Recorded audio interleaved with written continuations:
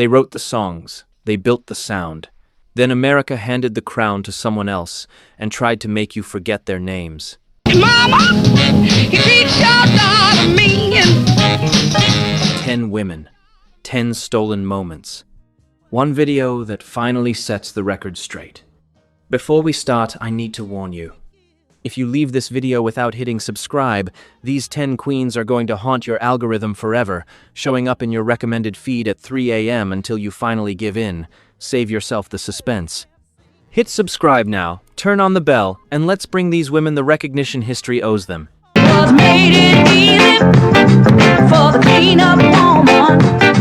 Number 10. Laura Lee. Women's Love Rights.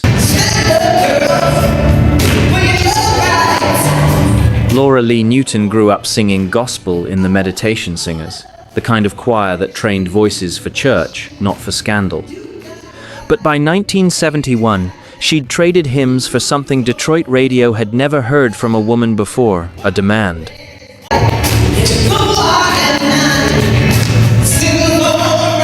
Working with Motown-trained producer William Weatherspoon at Holland Dozier Holland's new Hot Wax label, Lee recorded a song that didn't ask permission.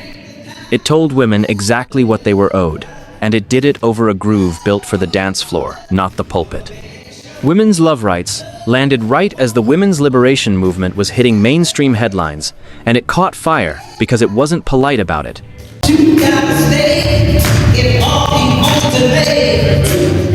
The lyrics laid out a full list of demands: respect, freedom, the same double standards men had always enjoyed, and dared the listener to disagree. It climbed to number 11 on the R&B chart and crossed into the Pop Top 40, a real hit, not a novelty footnote. Here's the part America conveniently forgot. That same year, Helen Reddy's I Am Woman became the feminist anthem history remembers, eventually hitting number 1 and getting inducted into the National Recording Registry. Laura Lee's song beat it to the shelves, said it raw, and said it from a black woman's mouth in Detroit soul clubs.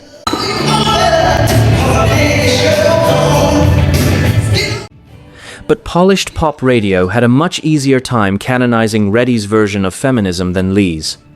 Lee kept going, releasing Dirty Man and the follow-up, Love and Liberty, building a whole run of records that talked frankly about cheating, independence, and what women deserved in relationships years before it became fashionable to say those things out loud in music. Critics later credited her as a direct blueprint for artists like Millie Jackson and Denise LaSalle, who'd take that same blunt, unapologetic voice even further.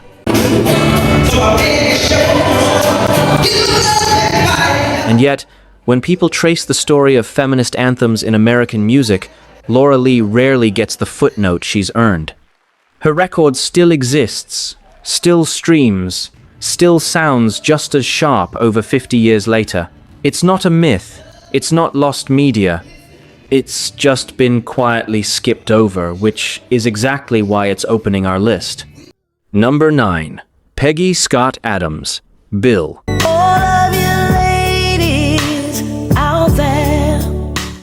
By the mid-1990s, Peggy Scott had already lived one whole music career and walked away from it. In the 60s, she'd charted 3 top 40 hits as a duet act with JoJo Benson, then simply vanished from the industry, working as a lounge singer in Pensacola, Florida. I don't want to happen to you. And later marrying a Compton city commissioner. Nobody expected her back. Then producer Jimmy Lewis talked her into one more session, and what came out of it stunned Southern soul radio completely. The song was called Bill. Its narrator is a woman describing the moment she discovered her husband was in love with another man. It's not played for shock value, it's sung with genuine heartbreak, confusion, and grief, the same way any soul ballad handles betrayal. But when I looked around, Except in 1996, almost no mainstream R&B record was willing to even acknowledge that storyline existed, let alone hand it a full 3-minute arrangement. Bill was released quietly to blues radio stations first, since nobody at a major label wanted to touch it. But listeners requested it so relentlessly that urban contemporary stations started playing it too. Susan, Helen, and Jane. And it climbed all the way to number 87 on the Billboard Hot 100. A real chart hit built entirely on word of mouth and repeat requests, with almost zero major label push behind it. The song sparked genuine cultural arguments across black communities in the late 90s. Some praised it for finally putting a taboo subject into song. Others criticized how it handled it. Tell you it never crossed my mind. Bill was a friend. Decades later, music historians and podcasters still revisit Bill specifically as one of the earliest mainstream black records to openly engage with a husband's same-sex attraction. Years before pop culture had any vocabulary for that conversation at all. Scott Adams' album Help Yourself went on to hit number 1 on the Blues Albums chart off the strength of that single alone. She proved a 50-something soul singer, singing about something nobody else would touch, could still move an entire genre, and still, her name rarely comes up when people list the boldest records in R&B history. Number 8. Denise LaSalle, Trapped by a Thing Called Love. Trapped by this thing they call love. Denise LaSalle didn't wait for someone to hand her a career. She built one from scratch, on her own terms. From a Mississippi sharecropping family to becoming the woman Billboard would eventually crown the Queen of the Blues. It makes me give what I don't want to give. She moved to Chicago at 13, started writing her own material when labels wouldn't take her seriously, and by the late 60s had formed her own production company, Crajon, with her husband Bill Jones, because nobody else was going to build her the platform she needed. In 1971, LaSalle wrote and co-produced Trapped by a Thing Called Love for the independent Westbound label. On this thing called love. Somebody tell me. This wasn't a song handed to her by a male songwriter downtown. She owned it top to bottom, and it exploded. The record hit number 1 on the national R&B chart, crossed into the Pop Top 20, sold over 1 million copies, and earned a certified gold record from the RIAA. What made LaSalle rare wasn't just the hit, it was the ownership. In an era when most female R&B singers were interpreting songs written and produced entirely by men, LaSalle wrote and co-produced her own material from the very beginning of her recording career. This thing they call love. Oh, baby. At a time when almost no other woman in Southern soul controlled her own catalog like that. She kept writing hits for other artists too, penning chart records for singer Bill Cadet, and building out her own songwriting business alongside her performing career. Later cuts like Married But Not to Each Other got covered by country star Barbara Mandrell, proving LaSalle's songwriting reached across genre lines most industry executives assumed were impossible to cross. LaSalle recorded for decades, entered both the Blues Hall of Fame and the Rhythm and Blues Hall of Fame, and kept releasing albums into her 70s. But ask most casual music fans who wrote Trapped by a Thing Called Love, and you'll get blank stares even though the song still gets sampled and covered today. Its author quietly erased from the credit most people assume. Number 7, Betty Wright, Clean Up Woman. A clean up woman is a woman who. Betty Wright was 17 years old when she recorded the song that would define Miami soul for the next 50 years. Born Bessie Regina Norris, she'd been singing professionally since she was a toddler in her family's gospel group, The Echoes of Joy, and had already scored a national single, Girls Can't Do What the Guys Do, while she was still in middle school. By 17, she wasn't a novelty. She was already a seasoned professional, handed real adult material. Clean Up Woman, written and produced by Clarence Reed and Willie Clark, told the story from a perspective radio rarely gave teenage girls credit for understanding a woman, calmly explaining exactly what happens to a man when his partner isn't paying attention. The guitar riff, played by Willie Little Beaver Hale, became one of the most recognizable hooks in soul music. It hit number 6 on the pop chart, number 2 on R&B, and sold 4 million copies. Here's the detail history glosses over. Wright earned her first ever Grammy nomination and her first gold record off this song, presented to her on her 18th birthday. A teenager carried an entire regional sound, the Miami sound, that would eventually produce KC and the Sunshine Band, and 2 live crew on the strength of a song she recorded before she could legally vote. Just feel my baby's love. Oh, yeah. Wright didn't stop being ahead of the curve after that hit. She went on to co-write Where Is the Love for Roberta Flack and Donny Hathaway, winning a Grammy for it in 1975, and pioneered the whistle register vocal technique, the same ultra-high singing style later made famous by Mariah Carey, decades before Carey ever picked up a microphone. Yet in most retrospectives of Miami music, Wright gets a passing mention while the men she worked alongside get full chapters. A 17-year-old girl carried a city's entire sound on her back, and most people today only know her song because someone else sampled it. Number 6, Millie Jackson. If loving you is wrong, I don't want to be right. If loving you is wrong, I don't want to be right. Millie Jackson had already spent years as a working R&B singer before she decided to stop being polite about what soul music actually talked about behind closed doors. In 1974, she and producer Brad Shapiro built an entire concept album, Caught Up, around one affair told from 2 sides, side 1 from the mistress's point of view, side 2 from the wife's. Nobody in soul music had structured a full album that way before. If I can't see you when I want to, I'll see you when I can. The lead single, I Don't Want to Be Right, was the version radio could actually handle a raw, aching ballad about loving a married man and refusing to feel ashamed of it. Spring Records didn't even know how to market the record at first. The songs ran too long and told too much story for typical radio formatting. It took legendary New York DJ Frankie Crocker personally championing the track to get it airplay at all. Once it hit hard, earning Jackson 2 Grammy nominations and becoming the highest charting album of her career. But Jackson didn't stop there. She kept pushing into territory so explicit that later albums earned the label "For Mature Audiences Only," printed right on the sleeve, years before parental advisory stickers existed on any record in America. Trying to hold on to the best thing I ever had, loving you. The cost was real. By the late 70s, most mainstream radio stations simply refused to play her, regardless of content. Jackson told Rolling Stone directly that even her clean albums got ignored. Stations assumed anything with her name on it was automatically inappropriate. She'd built a devoted, working-class fan base who felt truly spoken to, while polished pop radio locked her out completely.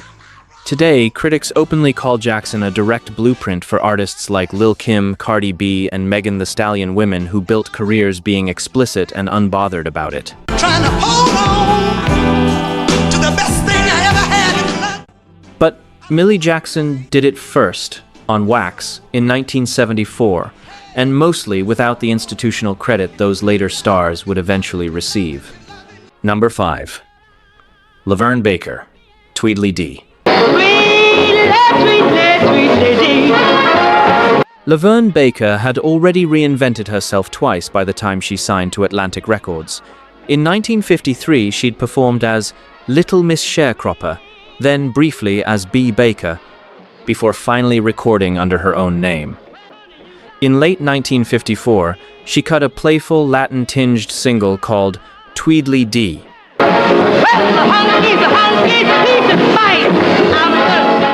Written specifically for her by Winfield Scott.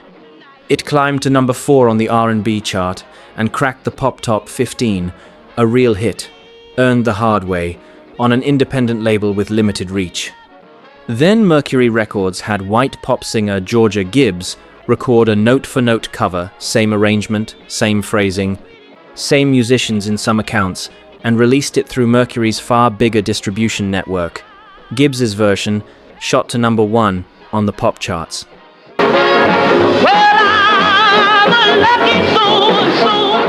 Baker's original, the one that started it all, got buried under the copy. Baker didn't just complain quietly.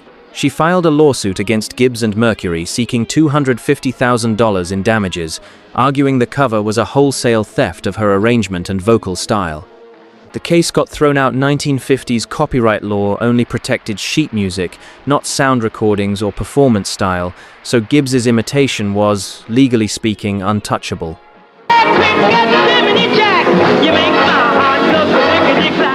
So Baker did something almost nobody else in her position tried.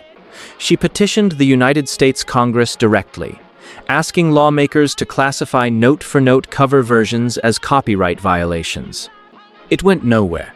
The practice of white artists covering black R&B hits for wider audiences continued for years afterward, largely unchecked, exactly the way it had with Baker's own record.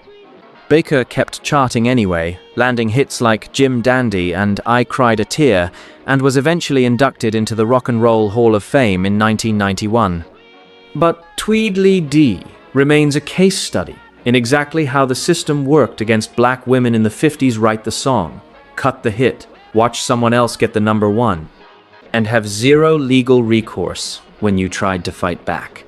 Number 4, Ruth Brown, Mama, He Treats Your Daughter Mean. Mama, he treats your daughter mean.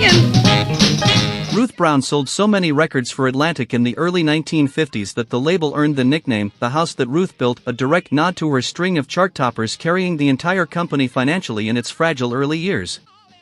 Mama, He Treats Your Daughter Mean became her third consecutive number one R&B hit and her very first crossover onto the pop charts, cementing her as the label's biggest star by a wide margin. Here's what the nickname conveniently glossed over. Brown was required to pay for her own touring and recording costs out of pocket, standard practice under Atlantic's contracts at the time. She built the label's reputation and its early fortune, song after song, while her own finances told a very different story than The House That Ruth Built headline suggested. When Atlantic ended their professional relationship with her in the early 60s, Brown had no savings to fall back on.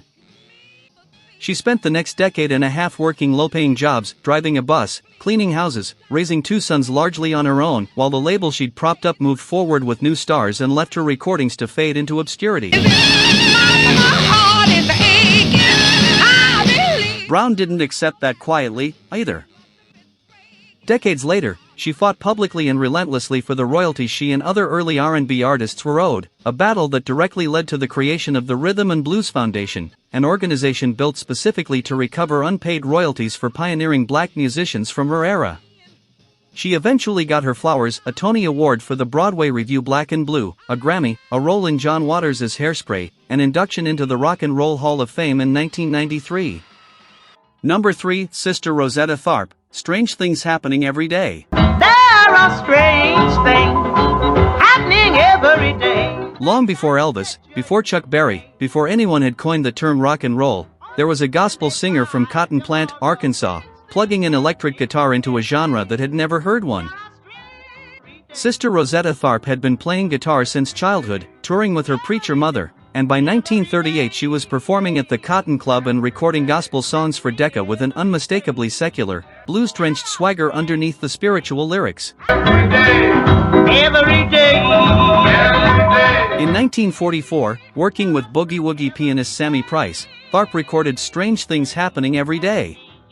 It's often cited by music historians as one of the earliest true rock and roll recordings.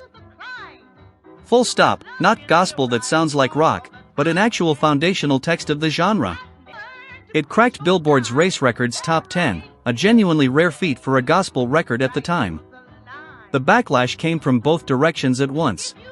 There are strange things happening every day. Conservative churchgoers were furious that Tharpe was bringing worldly blues rhythms and nightclub swagger into sacred music, treating her as something close to a traitor to gospel. Meanwhile, mainstream rock history, written mostly decades later by white critics and executives, simply left her out of the origin story almost entirely, crediting the sound she pioneered to the men who came after her. The influence, though, is undeniable and well documented. Little Richard has said Tharpe personally gave him his very first stage appearance, at 14 years old, after hearing him sing at one of her concerts. thing happening every day. Chuck Berry, Jerry Lee Lewis, and Elvis Presley all cited her playing as a direct influence on their own style, the guitar licks, the showmanship, even her stage moves predating things Chuck Berry would later become famous for. Despite all of that, the Rock and Roll Hall of Fame didn't officially recognize her with the Godmother of Rock and Roll title until 2018, 45 years after she died. A black, queer woman from Arkansas invented the sound an entire industry would spend the next 70 years insisting belonged to somebody else. Number 2, Irma Thomas, Time Is On My Side.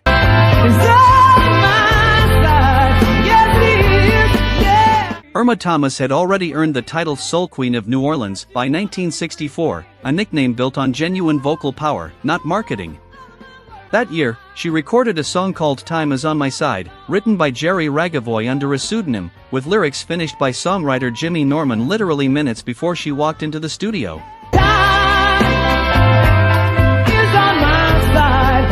It became the first fully vocal, fully lyricized version of the song ever recorded. Thomas didn't just sing it, she originated it. Here's the twist nobody expects, it wasn't even released as her A-side. Producers stuck it on the B-side of a completely different single, Anyone Who Knows What Love Is, will understand. It still managed to chart. That's how strong the performance was. A song buried on the flip side still found its way onto the Billboard Hot 100 purely on word of mouth. Then a British band nobody in America had heard of yet got hold of it. And I know, like I told you so many times before. The Rolling Stones recorded their own version just months later in 1964, pulling directly from Thomas's arrangement and vocal ad-libs, according to music historians who've compared the recordings closely. Their version became the Rolling Stones' first American top 10 hit, a career-launching moment for them, built on a blueprint Thomas had already laid down. The insult didn't stop at the songwriting credit. When the Rolling Stones toured the United States, they invited Tina Turner to open their shows, not Thomas, who'd actually originated the song they were performing every night.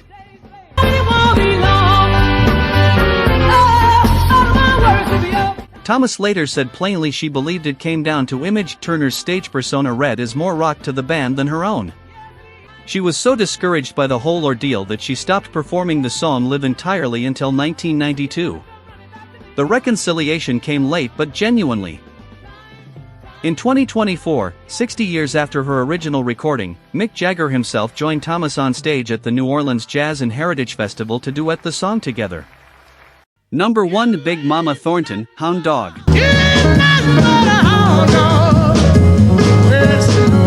In August 1952, in a Los Angeles studio, a 26-year-old blues belter named Willie Mae Thornton recorded a song written specifically for her by two teenage songwriters, Jerry Lieber and Mike Stoller. She didn't just sing it, she growled it, commanded it, made the band follow her lead in real time during the session. Released by Peacock Records in early 1953, Hound Dog spent 7 weeks at number 1 on the R&B charts and sold over 500,000 copies.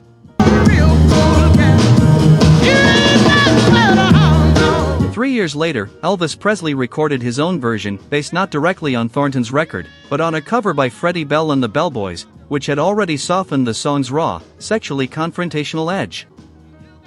Presley's take became one of the best-selling singles in history and permanently attached the song to his name in the public imagination. Thornton's original, the one it was written for, quietly disappeared from mainstream memory. The financial gap is almost impossible to overstate. Thornton later told NME directly, "That song must have sold 2 million copies, and I was paid one check for $500, and never another cent." Songwriter Mike Stoller himself, decades later, called it a tragedy, acknowledging that neither he, Lieber, nor Thornton were ever properly compensated for a song that made a fortune for everyone else attached to it. Thornton had been performing on the Chitlin circuit for years before that session, the touring network built specifically for black performers shut out of mainstream white venues by segregation. She wrote Ball and Chain too, a song Janis Joplin would later turn into a massive hit of her own, repeating almost the exact same pattern. Thornton originates it, a white artist popularizes it, Thornton gets a fraction of the credit and none of the fortune. She kept performing for decades after, inducted into the Blues Hall of Fame in 1984, never bitter in public about it, just honest. 10 Women. 10 songs that built entire sounds, entire genres, entire careers for other people. Not myths. Not rumors. Every single story you just heard is sitting in the historical record, verifiable right now if you want to check it yourself, and I hope you do.